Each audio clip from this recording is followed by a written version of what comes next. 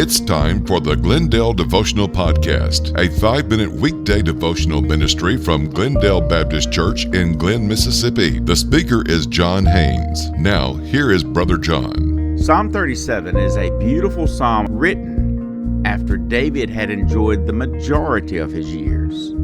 We know this because of verse 25, which says, I have been young, and now am old. Yet I have not seen the righteous forsaken, nor his descendants begging bread. Now there are many injustices in the world. Yet this psalm reminds us that there is a legacy with the child of God, and that faith in God is a far greater value than the riches of the ungodly. Today we are at verses 3 through 8 of Psalm 37. Trust in the Lord and do good. Dwell in the land and feed on his faithfulness. Delight yourself also in the Lord, and he shall give you the desires of your heart.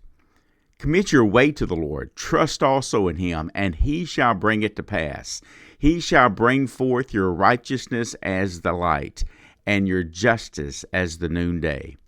Rest in the Lord, and wait patiently for him. Do not fret because of him who prospers in his way, because of the man who brings wicked schemes to pass. Trust, dwell, delight, and commit. 4 things to keep in mind as we consider the Christian faith in turbulent times. But first, we're told to trust in the Lord. Multiple times in the Bible, we are urged to trust him with our hearts, our minds, our homes, our families, our bank accounts.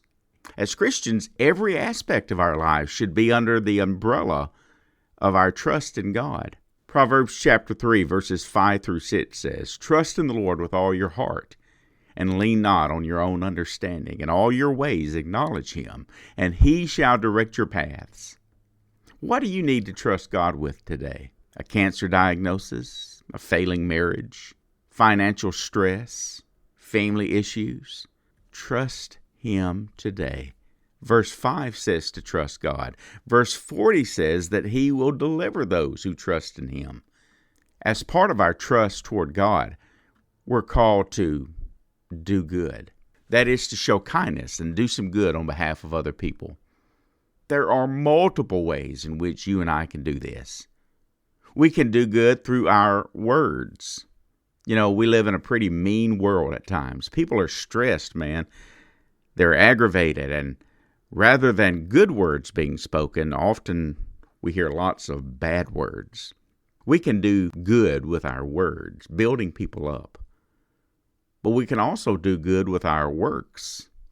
Doing something that we don't have to do can help both others and yourself as we do these things in the name and honor of Jesus Christ.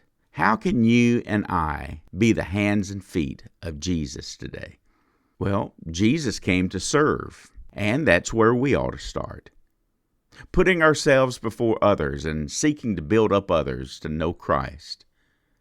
Finally, we can do good not only with our words and our works, we can do good with our wallets. With catastrophes occurring around the nation and the world, there are always needs that we might could help with. Now keep in mind, everyone has limits. For some, writing a $10,000 check might not be nearly as difficult as someone who sacrificially gives the $5 that they're keeping to buy lunch. But however we choose to live out our trust before God, let's do some good today. You know, Hebrews chapter 13, verse 16 says, Do not forget to do good and to share, for with such sacrifices God is well pleased. Hebrews also tells us that it is impossible to please God without faith. Oh, but when Christian faith meets doing good on behalf of others, well, that can change the world. Now, we'll continue with our passage tomorrow as we see the next aspect of the Christian faith in turbulent times, which is dwell in the land. We'll talk about it tomorrow. I sure hope that you'll join me then. Be careful out there, and as always, have a good and godly day.